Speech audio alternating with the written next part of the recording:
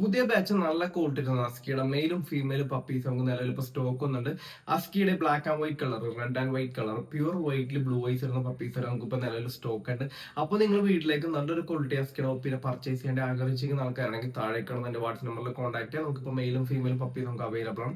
കേരളത്തിലെ എല്ലാ ജില്ലയിലേക്കും നമുക്ക് ട്രാൻസ്പോർട്ടേഷൻ ഉണ്ട്. ഇന്ന് പറയുകയാണെങ്കിൽ നമുക്ക് നാളെ തന്നെ എത്തിച്ചേരാൻ പറ്റും. അതേപോലെ തന്നെ നിങ്ങൾ ഇപ്പോൾ എറണാകുളത്ത് നിന്നാണ് ഈ വീഡിയോ കാണുന്നതെങ്കിൽ നിങ്ങൾക്ക് home delivery plus cash on delivery നമുക്ക് ചെയ്തു തരാൻ പറ്റും. അസ്കി എന്ന് പറയുമ്പോഴത്തേക്ക് നമുക്ക് ഇൻഡോറും ഔട്ട്ഡോറും വളർത്താൻ പറ്റുന്ന ഒരു ബ്രീഡാണ്.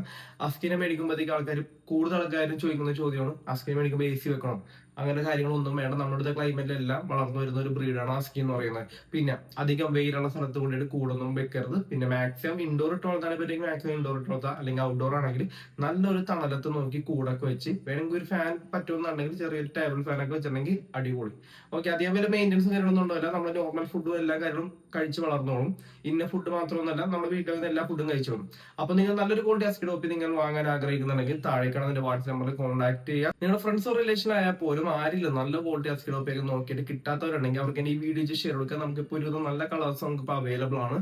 അതേപോലെ തന്നെ ഇത്തരത്തിലുള്ള ഡോഗ് റിലേറ്റഡ് വീഡിയോ കാണാനും ഡെയിലി വരുന്ന ഡോഗ്സിന്റെ അപ്ഡേറ്റ്സ് അറിയാനും നമ്മുടെ ചാനൽ കൂടി ജസ്റ്റ് ഒന്ന് സബ്സ്ക്രൈബ് ചെയ്യുക. ഓക്കെ.